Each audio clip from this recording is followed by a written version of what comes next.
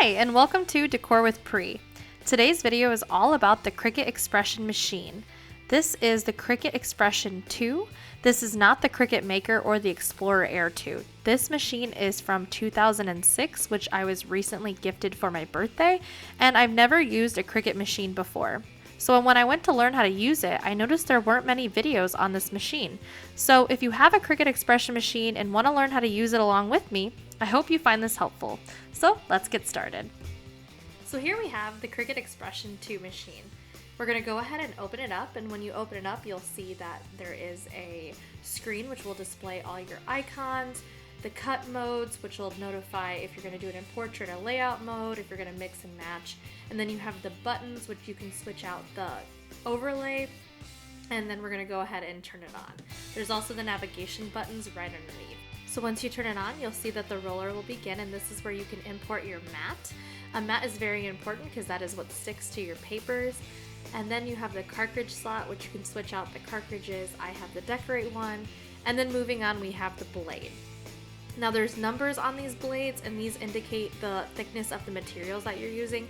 I keep mine on 6 because I usually use this for cardstock, which is a very thick material, but if you're using thinner things like crepe paper, you can switch the numbers. If you push down at the top, this will eject the blade. This is how you can replace it, simply by pressing down and using your other hand to carefully pull out the blade. This is great for when you are trying to replace your blades, as they do wear off after 1,000 or so cuts. Then you can just carefully place the blade back into the correct place, and it just screws right back on. This is also important to make sure that you keep the arrow focused outward so you can see it. So if you do need to change the numbers, you can see them as well. So going back, you have these different options where you can put the overlay, and if you click on one of the buttons, it should display the option of what you are looking to cut before you cut it, which is great to see to make sure that you click the right button, especially if you're using the overlay option with the multiple cartridges. So now that we've gone through the basics, I'm going to go ahead and show you some tips and tricks I've learned playing along with the Cricut. I recommend using a 12 by 12 mat. You can use the Cricut mats. I know they say that that's recommended, but I found some cheap alternatives on Amazon. If you're going to use a half piece of paper like I am, all you have to do is turn it on and load it like you normally would, and then you can use the dial options at the top to go ahead and adjust where you want the blade area to be. There's also an option on the overlay to say set cut area, and it should just use that area that you've selected as the cutting area. Be sure that the paper you use is aligned with the bottom and not the top, if it doesn't sit alongside the mat perfectly. The blade will cut right to the bottom, and it's automatically set to cut landscape unless you select the portrait option at the top. I had to figure this out myself the hard way, so I'm definitely trying to save you paper and stress. And then we can go ahead and cut and see how it goes.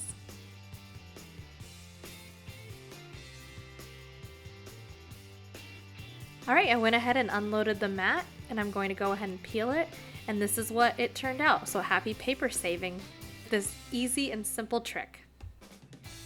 I will also say that the Cricut Expression Machine is pretty loud. Here's what it sounds like when you are cutting something.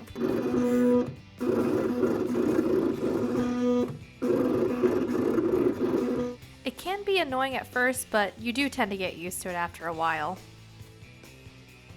I'm going to show you how I made some cards using the Decorate cartridge. I have some paper and some ombre paper. I bought this scrapbooking paper at Michael's for $5. I know this scrapbooking pack costs about $20 on average, but I bought them on clearance. They're super fun and super cute, and they're super easy and perfect for this project. So I'm going to go ahead and lay this pink ombre paper onto my mat. So I went ahead and loaded my mat onto my Cricut machine, and I also inserted the Cricut cartridge for Decorate. And this one actually does not come with a overlay mat. It actually requires a universal overlay, which, hot tip, if you don't want to spend $12 to $20 buying an overlay universal layout, I actually just went to Google Images and typed in Cricut Universal Overlay and just copied where that number would be on one that I already have. So that's my hot tip for you. I don't know if that's the best way to do it, but that's how I was doing it just for the demonstration part of this video. To go along with that, this card that I was creating actually requires you to use one button that you use the layer option. So on the universal overlay, the layer or F1 key is actually up the very top. So here you see that I am using the notes to make sure that I am clicking it, and then using the side screen to confirm that is what I am trying to cut. This card is 4 inches, so then I went ahead and did the main overlay on a white piece of cardstock. So this is the second cut that I am making with my Cricut machine, and this is going to be the overlay of the card that I just cut out from the pink that will sit right on top, and I'll show you how we put them together in the next part. And here's what the card looks like once you pull it out carefully. I used a Cricut tool to carefully peel that off the mat, and then this is also the pink square that we cut out earlier before the white square.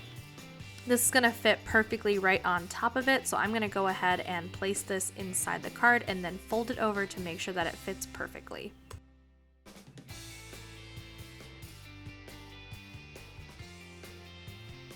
It may take a couple tries, but feel free to keep pressing down and ensuring that crease is there because you want it to open up perfectly for a card, whether it's going to be writing or if you can just leave it blank for someone else to use.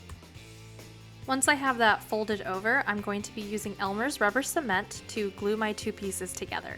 You can use tacky glue or any other adhesive you'd prefer. I like rubber cement just because whenever it does dry, I can use my fingers or another object to kind of rub off the dried pieces, so then it doesn't show through the final product. I just enjoy the way it looks and how it feels and working with it. It'll dry pretty quickly, so go ahead and wait for that to happen, and then you also can add anything in the middle, whether it be thanks or a different note right into the area that is showing. I'm going to be making another card with you. This is a piece I cut from the Elegant Cakes cartridge.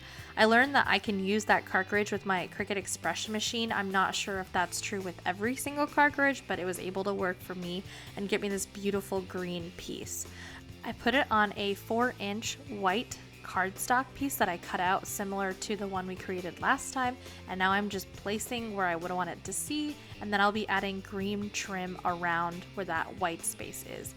Again, using the Elmer's rubber cement as glue and gluing that directly onto the cardstock. Once I let that sit and dry for a little bit, I cut out some green slivers of cardstock and I went ahead and glued that to the sides just to make it more complete and look full. And here's the final creation. Thank you so much for watching this video. I hope you learned a little bit about the Cricut Expression Machine and what you can do with it. I also hope that some of these tips and tricks inspired you to create something wonderful. Be sure to check out my other videos for some easy budget-friendly decor, and if you did like this video or any others, click that subscribe button down below and the notification bell so you can be notified when I post my next video. I hope you have a lovely day, and I can't wait to see what else we create together. Bye everyone!